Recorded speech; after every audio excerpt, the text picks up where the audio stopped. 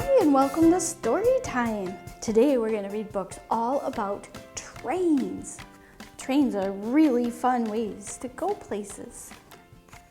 The first one is a new book titled Trains by Dennis R. Shealy.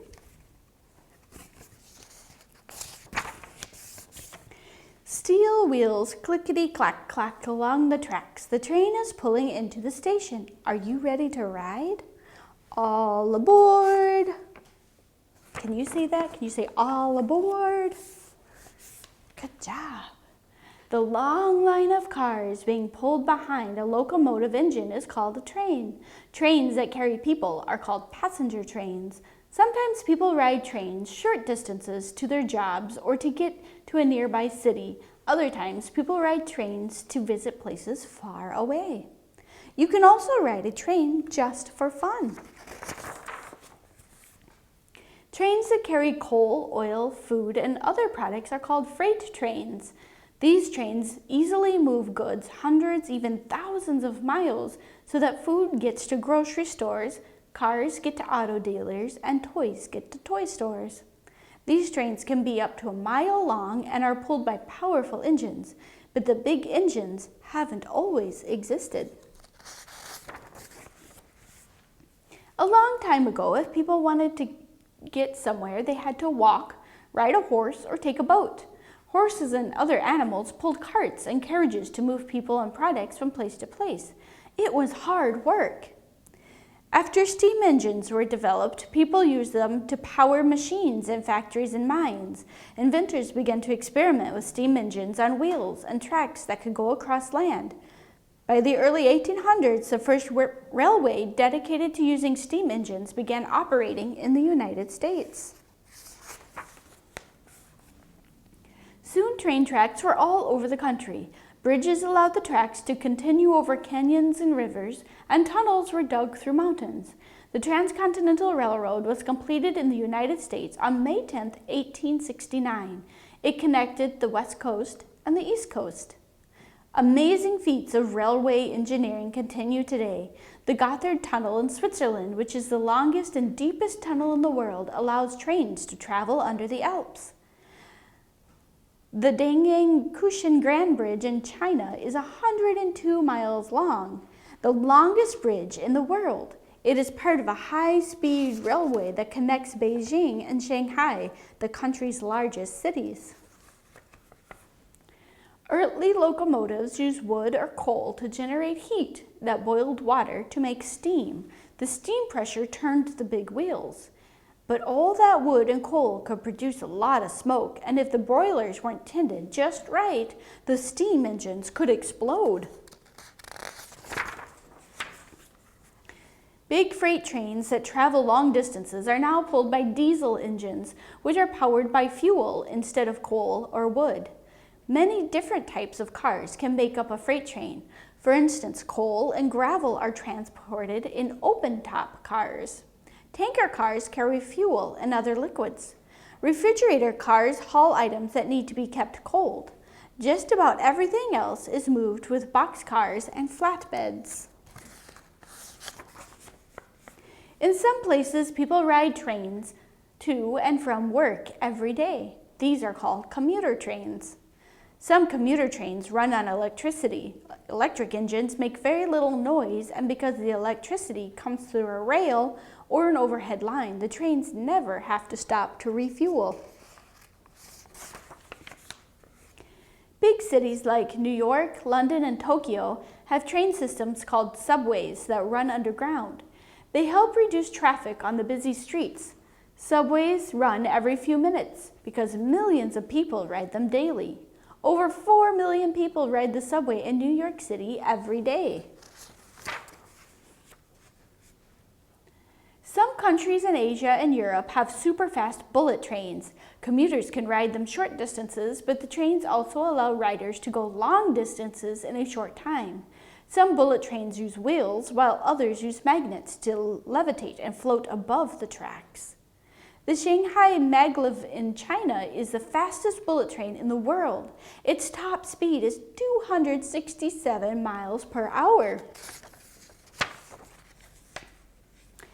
Long-distance passenger trains have dining cars, where riders can have a bite to eat or something to drink while the countryside whizzes by. Some of these trains also have sleeper cars. Riders can have a private room with a bed so they can sleep while the train rolls through the night. Trains keep moving every day and night, carrying people and freight wherever they need to go. So wherever you hear a train coming down the tracks, take a moment to imagine where it has been and where it is going.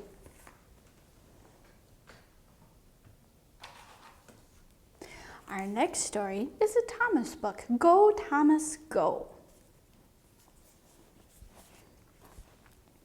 Here comes the judge for the big train show. Who will take the judge? Who will go? Thomas will go. Thomas will take her to the big train show. Look, the judge can move.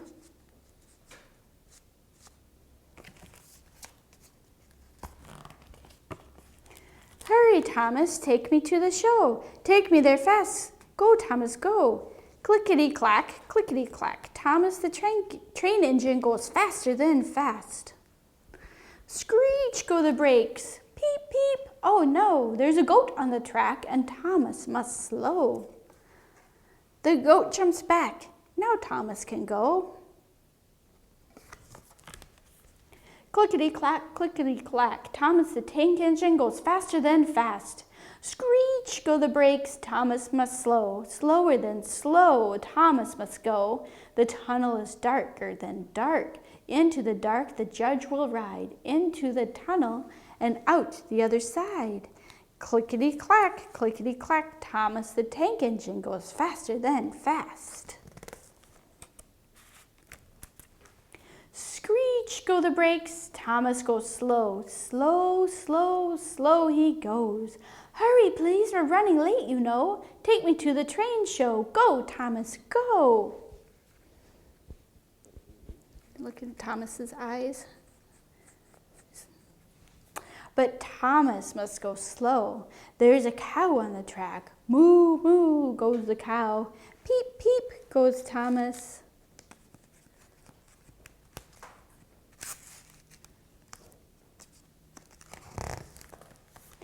The cow moves back, clickety-clack. Thomas, the tank engine, goes faster than fast. He was going so fast, the judge lost her hat.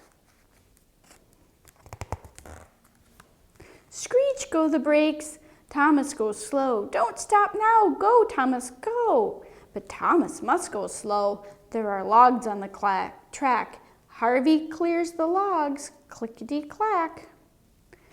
There is mud up ahead. Now Thomas will not go slow. Thomas goes faster than fast. Into the mud.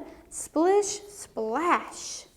Screech go the brakes. Good job, Thomas. We made it at last. You are a little engine, but you go so fast. The judge is here. The train show begins. There are trains small and large and trains old and new, and a little blue engine covered in mud. Who will the judge pick? Who? Judge who? I like all the trains. You are all so much fun, but the little muddy one is my favorite one. Peep, peep. That's a fun book. Okay, now can you move your arms like you're pretending you're a train, like train wheels going around on a track? All right, now we're gonna sing a little song. Get the words here. So, chug, chug, chug, chug, chug, chug, chug, chug, chugging down the track. See our little choo-choo train chugging down and back. We are cars all lined up, chugging just like so. Hear our whistle toot, toot, toot, as down and back we go. You can pretend to be a train and go around your house singing that. The next one is the train to Maine. And Maine is a state in our country. It's way out on the east coast.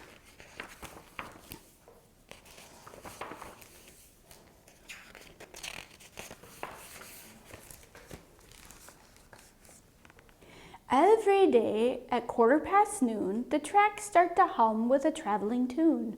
With a whir and a whoosh and a clickety-clack, the train to Maine roars down the track. Over the trestle, high in the sky, its sleek silver cars go streaking on by. It doesn't stop, doesn't even slow down. The train to Maine just rushes through town. Oh, the train to Maine is Portland bound. From Boston, that's up, but to Maine we go down. We'll wade in the waves, have a lobster feast, riding north out of Boston, heading down east. Down at the station, we find the track. We head down the platform. Our bags are all packed. The conductor greets us, gives his hat a tip, punching our tickets with a brisk snip, snip. We leave North Station at 12 o'clock, chugging slowly at first, then the cars start to rock, past honking drivers and jammed traffic lanes, leaving Boston in the dust on our way to Maine. On the train to Maine, we're Portland bound. From Boston it's up, but to Maine we go down. We'll catch a sea breeze to beat the heat, riding north out of Boston, heading down east. We race along, engines starting to purr as southbound freight cars go by in a blur. We roar past a playground, a station is square, over a trestle high in the air. The train whistles blow at a crossing nears, warning cars and trucks to settle their gears. Drivers line up at a flashing sign as the train to Maine speeds down the line. On the train to Maine, we're vacation bound.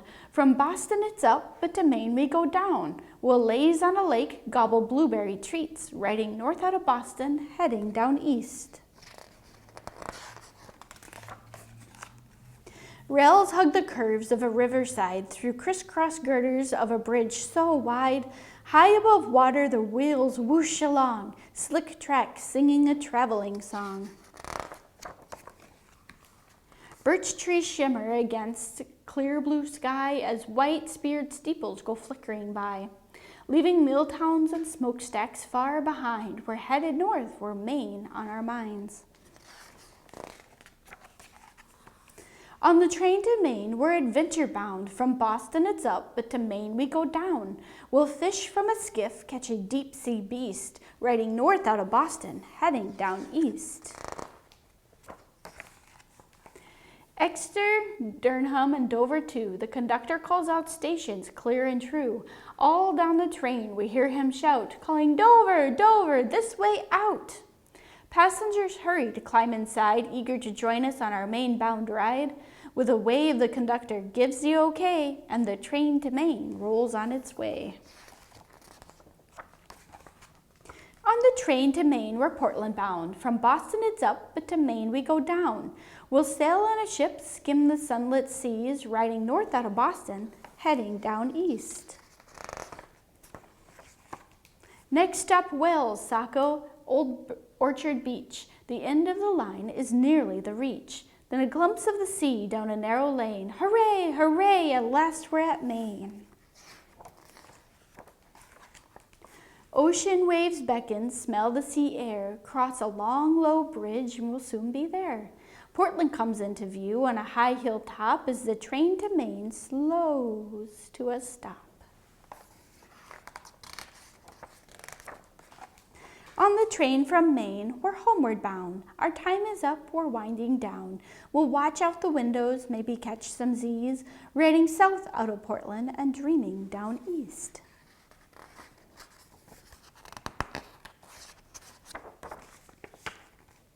So the meaning of down east in this book says, although the state of Maine lies north of Massachusetts, parts of Maine coast stretch out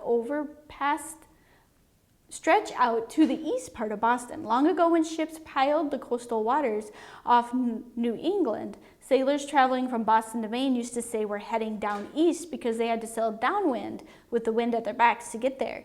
Returning to Boston required sailing into the wind or upwind, so sailors spoke of going up to Boston. The Downeaster train is Amtrak's rail service between Boston, Massachusetts and Portland, Maine. The trip takes less than 2.5 hours one way.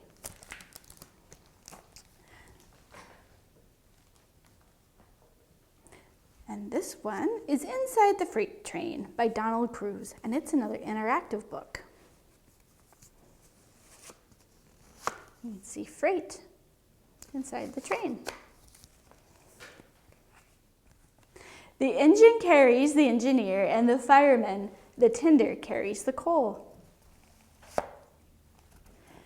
that burns in the firebox. The purple box carries toys and books. A covered hopper keeps the grain and cereal dry. An open gondola carries freight that can get wet in the rain. A cattle car carries, what do you think? Calves and cows. A refrigerator car keeps peaches, pears, cold and fresh. A closed tank car holds milk. Freight moving from here to there, night and day. A stock car keeps pigs and sheep and baby chicks dry. The caboose carries the train crew that deliver the freight before. And there's a water tower. We have one more book to share. And this one has lots of fun rhymes in it. So let's see if you can hear those rhyming words. I saw an ant on the railroad track by Joshua Prince.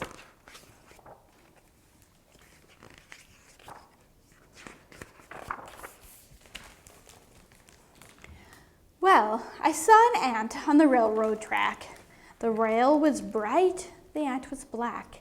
He was walking along, tickety-tack. That's the sound of an ant on a railroad track. Now this little ant was in search of a snack, an eastbound ant on a westbound track, looking for a crumb or a nut to crack on the shiny bright rail of the railroad track. And who am I? I'm Switchman Jack, just working my shift in the switchman's shack. I switch the trains from track to track as eastbound goes west and west goes forth back. I just settled down with my brown lunch sack, napkin spread, lunch unpacked, when I spied that ant on the railroad track, hungry, hunting, tickety-tack. Now an eastbound ant will run smack into a westbound train on a westbound track if the switchman working the switchman's shack doesn't switch that ant to a different track. Just then, a sound. I was taken aback. My ears filled not with tickety-tack, but clear as crystal, clickety-clack. That's the sound of a train coming down the track. And on the horizon, sure as shellac, was a freight train freighting down the track, heading straight for the ant walking tickety-tack. 10 tons of iron, coal pitch black. Now what to do? Think quick, think Jack, before the train and ant go whack. So I grabbed the switch and propped my sack, pulled with my arms, pulled with my back. But the train kept coming toward my shack. The deal was robbed, the deck was stacked. The ant kept walking tickety-tack, straight toward the train on the railroad track. What do you think's going to happen? Make a prediction. What's going to happen next? Still closer charged the swift smokestack, a huffing, hurling clouds of black, as I pulled and prayed for the strength I lacked to switch the switch on the railroad track. But the switch was stuck. Oh, ruin to whack! Those cold steel wheels would soon attack the wrong way ant on the wrong way track, just out a-searching for a snack.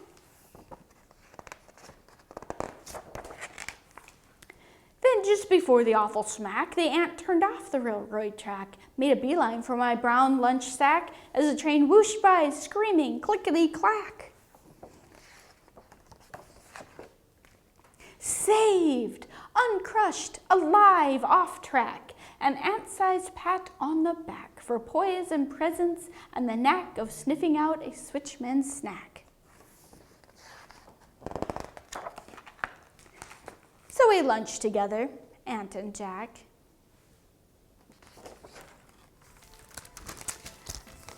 That was quite the adventure that little ant had on the train, wasn't it?